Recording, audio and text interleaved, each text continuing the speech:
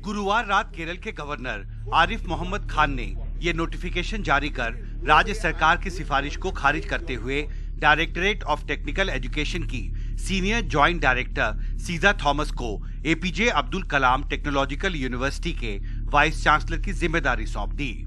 इसके साथ ही विवाद और गहरा गया है। पिछले ही हफ्ते गवर्नर ने 9 वाइस चांसलरों की बर्खास्तगी की पहल शुरू की थी। अब इस मसले पर राजनीतिक गतिरोध बढ़ गया है। इसी हफ्ते सीपीएम ने राज्यपालों के कथित असंवैधानिक फैसलों के खिलाफ विपक्ष को एकजुट करने का फैसला किया है।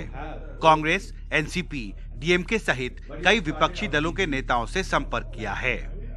हमने फैसला किया है कि जिस तरह से खास करके केरल में और साथ साथ दूसरे प्रदेशों में जो भूमिका है राज्यपालों का, वो उससे संविधान का कोई लेना देना नहीं है। संविधान के जो प्रावधान है उसके प्रतिकूल उनका आचरण हुआ है। हम सब लोग जो इस सवाल पे उनका एक भूमिका है, उनका एक रुख है, उनके और हमारे साथ मिलता जुलता है, उन तमाम लोगों के साथ हम बातचीत करेंगे। और इस पर एक साझा विरोध का एक कार्यक्रम भी तैयार हो सकता है। एक साझा कार्यक्रम विरोध जताने का वो हम निश्चित करेंगे। इस बीच तमिलनाडु में सत्ताधारी दल डीएमके के नेता टीआर बालू ने पार्टी के सांसदों और विपक्षी दलों को पत्र लिखकर राष्ट्रपति द्रौपदी मुर्मू को संबोधित एक याचिका पर हस्ताक्षर करने की गुजारिश की है। इस याचिका में तमिलनाडु के राज्यपाल आरएन रवि को पद से हटाने की मांग की गई है। एनडीटीवी से बातचीत में टीआर बालू ने कहा, तमिलनाडु विधानसभा में पारित करीब 20 बिल राज्यपाल के पास लंबित हैं। ये संविधान को विकृत करना है और लोकतंत्र के लिए खतरनाक है। 40 सांसदों ने अब तक गवर्नर के खिलाफ याचिका पर हस्ताक्षर किए हैं। 10 और सांसदों के हस्ताक्षर मिलने के बाद हम इसे राष्ट्रपति को सौंपेंगे।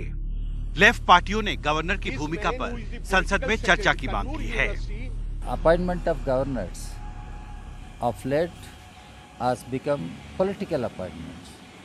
They are being used by those who are in power at Delhi, having union government.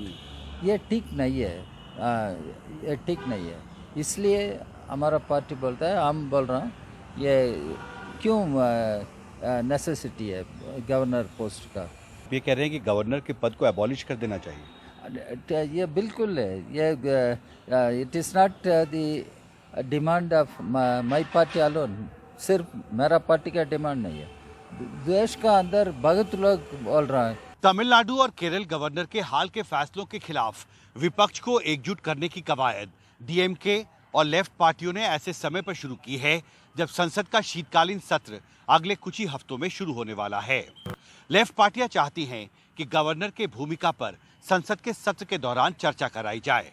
अब देखना महत्वपूर्ण होगा कि राष्ट्रीय स्तर पर विपक्ष को एकजुट करने की ये नई कवायद कितना कामयाब हो पाती है। दिल्ली से आजम के साथ हिमांशु शेखर, एनडीटीवी इंडिया।